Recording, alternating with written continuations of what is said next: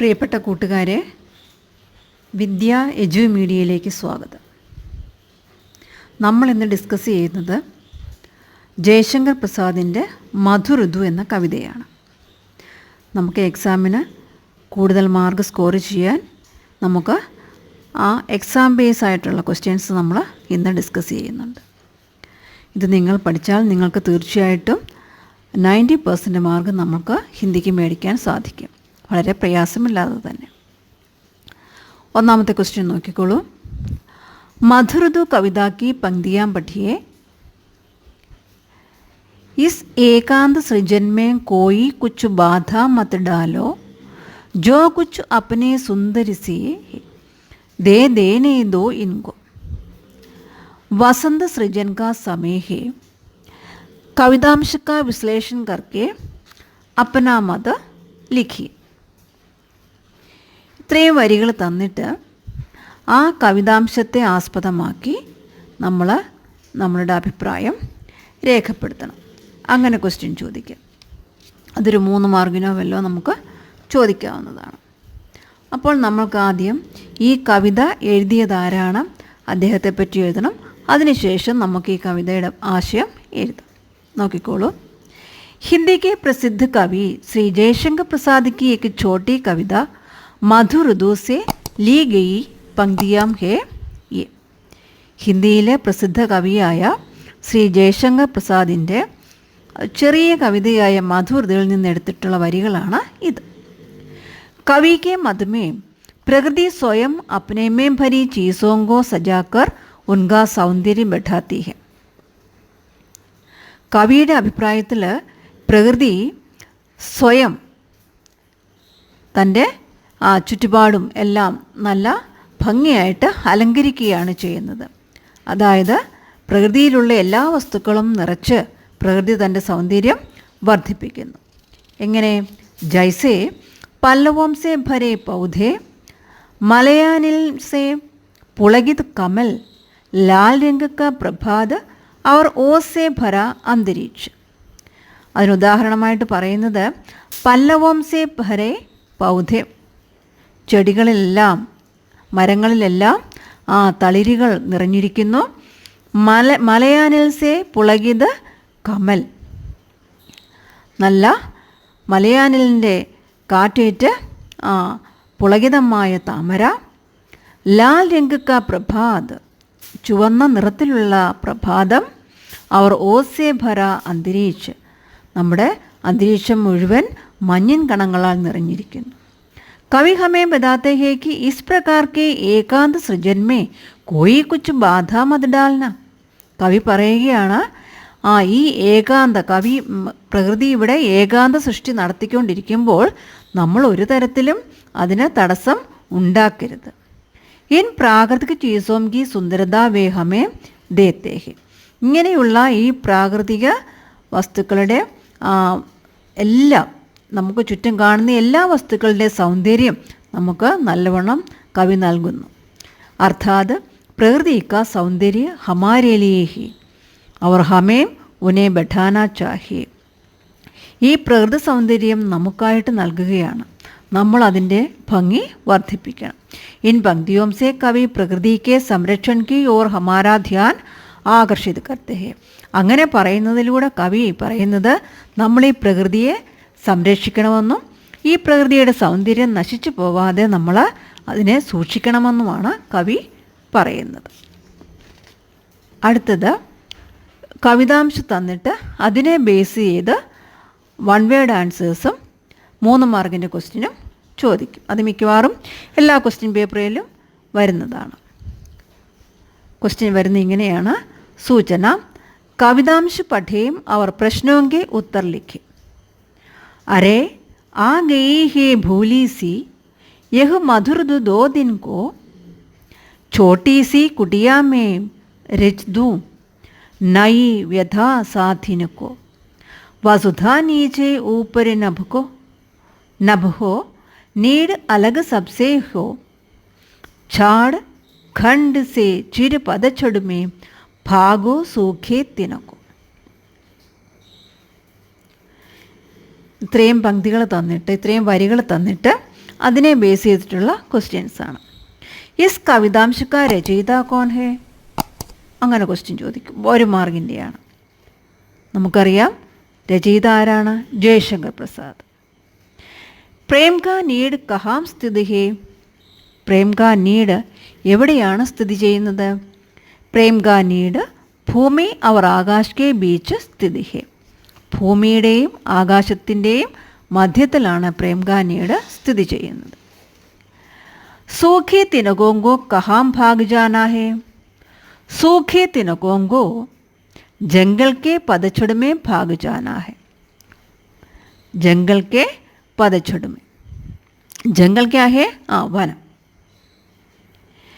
പിന്നെ നമുക്ക് അതിൽ 3 മാർക്കിൻ്റെ ചോദിക്കുന്ന ക്വസ്റ്റ്യനാണ് കവിതാംശിക്ക് ആസ്വാദൻ ടിപ്പണി ലിഖി. ഇതേ ക്വസ്റ്റ്യൻ തന്നെ വേറെ രൂപത്തിലും ചോദിക്കാം.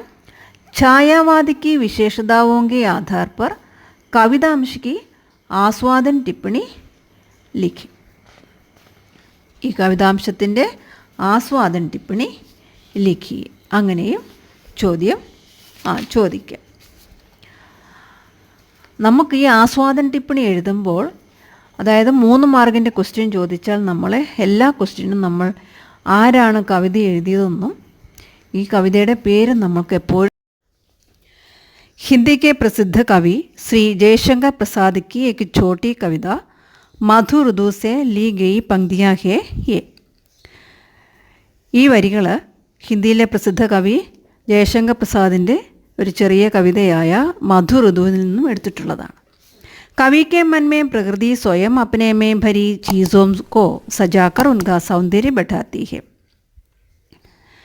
ഇവിടെ പ്രകൃതി സ്വയം പ്രകൃതിയെ തന്നെ ഒരുക്കുകയാണ്. ഈ പ്രകൃതിയിൽ കാണുന്ന നിരവധി വസ്തുക്കളെ ഉപയോഗിച്ച പ്രകൃതി അതിൻ്റെ തന്നെ സൗന്ദര്യം വർദ്ധിപ്പിക്കുന്നു. ജൈസെ പല്ലവോം സെ ഭരേ പൗധേ, മലയാനിൽ സെ പുളകിത് കമൽ, ലാൽ രംഗ് കാ പ്രഭാത അവർ ഓസ് സെ ഭര അന്തരീക്ഷ. അപ്പം നമുക്ക് ചുറ്റും കാണുന്ന വസ്തുക്കൾ കൊണ്ട് തന്നെയാണ് കവി പറയുന്നത് എങ്ങനെ പല്ലവോം സെ ഭരേ പൗധേ, തളിരിലകൾ നിറഞ്ഞ മരങ്ങൾ, ചെടികൾ.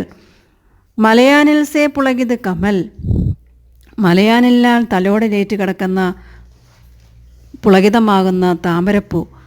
ലാൽ രംഗക്ക പ്രഭാത്, ചുവന്ന നിറത്തിലുള്ള പ്രഭാതം. അതുപോലെ ഓസേ ഭര അന്തരീക്ഷം, നമ്മുടെ അന്തരീക്ഷം മുഴുവൻ മഞ്ഞൻ കണങ്ങളാൽ നിറഞ്ഞിരിക്കുന്നു. കവി ഹമേ ബതാത്തെ ഹേ കി ഇസ് പ്രകാർ കെ ഏകാന്ത സൃജൻ മേ കോയി കുച്ച് ബാധ മത് ഡാൽന. കവി പറയുകയാണ് നമ്മളോട്, എന്താണ് ഈ ഇങ്ങനെയുള്ള ഈ പ്രകൃതി സ്വയം തന്നെ ഇരുന്ന് ഇവിടെ പുതിയ സൃഷ്ടികൾ ചെയ്തുകൊണ്ടിരിക്കുമ്പോൾ നമ്മൾ ഒരു തരത്തിലുള്ള യാതൊരു തരത്തിലുള്ള തടസ്സവും നമ്മൾ ഉണ്ടാക്കരുത്. ഇൻ പ്രാകൃതിക ചീസോം കി സുന്ദരത വേ ഹമേ ദേത്തേ ഹെ. ഈ പ്രകൃതി സൗന്ദര്യങ്ങളെല്ലാം നമുക്ക് പ്രകൃതി തരികയാണ്. അർത്ഥാത് പ്രകൃതി കാ സൗന്ദര്യ ഹമാരേ ലിയേ ഹെ അവർ ഹമേ ഉനെ ബെഠാന ചാഹിയെ. അതായത് ഈ പ്രകൃതി സൗന്ദര്യങ്ങളെല്ലാം പ്രകൃതി നമുക്ക് നൽകുന്നതാണ്. അതുകൊണ്ട് നമ്മൾ ആ പ്രകൃതി സൗന്ദര്യത്തെ വർദ്ധിപ്പിക്കാനാണ് ആഗ്രഹിക്കുന്നത്. ഇൻ പങ്ക്തിയോം സെ കവി പ്രകൃതി കെ സംരക്ഷൺ കി ഓർ ഹമാരാ ധ്യാൻ ആകർഷിത് കർത്തേ ഹെ. ഈ വരികളിലൂടെ കവി പ്രകൃതി സംരക്ഷണത്തെപ്പറ്റി നമ്മൾക്ക് നമ്മുടെ ശ്രദ്ധ ആകർഷിക്കുകയാണ് ചെയ്യുന്നത്. ഇനി അടുത്ത ചോദ്യം, അന്ധകാരക്ക ജലധി ലാന്ത്കർ ആവേങ്കി ശശികിരണേ. ശശികിരണേം കൈസേ ആയെങ്കി. ശശികിരണങ്ങൾ, ചന്ദ്രകിരണങ്ങൾ എങ്ങനെയാണ് വരുന്നത്? അന്ധകാർക്ക ജലധി ലാന്ത്കർ ശശികിരണേം ആയെങ്കി. അന്ധകാരമാകുന്ന സമുദ്രം കടന്നാണ് ചന്ദ്രകിരണങ്ങൾ വരുന്നത്. അന്ധകാരരൂപി സമുദ്ര ലാന്ത്കർ ആനെ വാലിയെ ശശികിരണവും की शोभा പ്രകൃതി को अधिक सुंदर बनाती है. അന്ധകാരമാകുന്ന സമുദ്രം കടന്നു വരുന്ന ചന്ദ്രകിരണങ്ങൾ പ്രകൃതിയുടെ ശോഭ കൂടുതൽ സുന്ദരമാക്കുന്നു. അടുത്ത ക്വസ്റ്റ്യൻ, छायावादी कविता की विशेषताएं क्या क्या है? मधुरदु कविता इन विशेषताओं से युक्त है या नहीं? ഛായാവാദി കവിതകളുടെ വിശേഷതകൾ എന്താണ്? മധുരദു കവിത ഈ പ്രത്യേകതകളെല്ലാം ചേർന്നതാണോ അല്ലേ? പ്രേം, പ്രകൃതി സൗന്ദര്യ, മാനവീകരൺ, ലാക്ഷണികത, ചിത്രമയത, काल्पनिकता, कोमलकांत पदावली, मधुरता, सरसता आदि छायावादी कविता की मुख्य विशेषताएं हैं. स्नेहम, प्रकृति सौंदर्य, मानवीकरण എല്ലാ ലക്ഷണയുക്തമായത്, പിന്നെ ചിത്രമയത, കാൽപ്പനികത, ഭാവാത്മകത, നല്ല കോമളവും മധുരവും സരസവുമായ പദാവലികൾ എല്ലാം ഛായാവാദി കവിതകളുടെ പ്രത്യേകതകളാണ്. प्रसाद जी की मधुरदो कविता में ഛായാവാദി की सारी विशेषताएं समाहित है. പ്രസാദ് ജിയുടെ ഈ മധുരദോ കവിതയിലെ ഛായാവാദി കവിതകളുടെ എല്ലാ വിശേഷതകളും കൂടിച്ചേർന്നിട്ടുണ്ട്. എല്ലാം ഈ കവിതയിൽ സമ്മേളിച്ചിട്ടുണ്ട്. പ്രേമികയ്ക്ക് നയനോങ്കി ഉപമ കിസ്സേ കീ ഹെ. പ്രേമികയുടെ കണ്ണുകളുടെ ഉപമ എന്തിനോടാണ് കൊടുത്തിരിക്കുന്നത്? പ്രേമികയ്ക്ക് നയനോങ്കി ഉപമ കമൽസേ കീ ഹെ. താമരയോടാണ് കണ്ണുകളെ ഉപമിച്ചിരിക്കുന്നത്. कवि के छोटे संसार में उषा कैसे खिलेगी? कवि के छोटे संसार में उषा आशा के नए नए अंकुर से खिलेगी. കവിയുടെ ഈ ചെറിയ ലോകത്ത് പ്രഭാതം പൊട്ടിവിടരുന്നത് പുതിയ പുതിയ ആശകളുമായിട്ടാണ്. सूखे तिनकों से क्या तात्पर्य है? जीवन में निराश होकर जीने वाले को ऐसा कहा है. ഉണങ്ങിയ പുല്ലുകൾ എന്ന് പറഞ്ഞിരിക്കുന്നത് നമ്മുടെ ജീവിതത്തിൽ നിരാശ കൊണ്ടിരിക്കുന്ന, പ്രതീക്ഷയില്ലാതെ ജീവിക്കുന്ന ആൾക്കാരെയാണ് അത് സൂചിപ്പിക്കുന്നത്. ഉഷാ ശബ്ദ കിൻകിൻ की ओर इशारा करता है. नई आशाओं और प्रतीक्षाओं से रहने वालों की ओर इशारा करता है. പുതിയ പ്രതീക്ഷകളെ, അതായത് പുതിയ ആശകളും പ്രതീക്ഷകളുമായിട്ട് കഴിയുന്നവരെയാണ് ഇത് സൂചിപ്പിക്കുന്നത്. मधुरदो कविता में किन किन ഋതുവോं का वर्णन हुआ है? മധുരദോ കവിതയിലെ ഏതെല്ലാം ഋതുക്കളെ പറ്റിയാണ് വർണ്ണിക്കുന്നത്? शिशिर और वसंत ऋतुओं का वर्णन हुआ है. झारखंड के चिरपतझड़ में इस पंक्ति में छायावाद की कौन सी प्रवृत्ति विद्यमान है? प्रकृति चित्रण विद्यमान है. झारखंड के चिरपतझड़ में छायावाद की प्रकृति चित्रण विद्यमान है. वसंत ऋतु के आगमन से प्रेमी के मन में क्या झूलने लगता है? वसंत ऋतु के आगमन से प्रेमी के मन में आशा के नए नए अंकुर झूलने लगता है. വസന്ത ഋതു വന്നപ്പോൾ പ്രേമിയുടെ മനസ്സിൽ പ്രതീക്ഷയുടെ പുതിയ നാമ്പുകൾ അവിടെ വന്നു കഴിഞ്ഞിരിക്കുന്നു. ഈ വീഡിയോ നിങ്ങൾക്ക് പ്രയോജനപ്പെട്ടെങ്കിൽ നിങ്ങളിത് സബ്സ്ക്രൈബ് ചെയ്യുവാനും നിങ്ങളുടെ കൂട്ടുകാർക്ക് ഷെയർ ചെയ്യുവാനും മറക്കരുത്.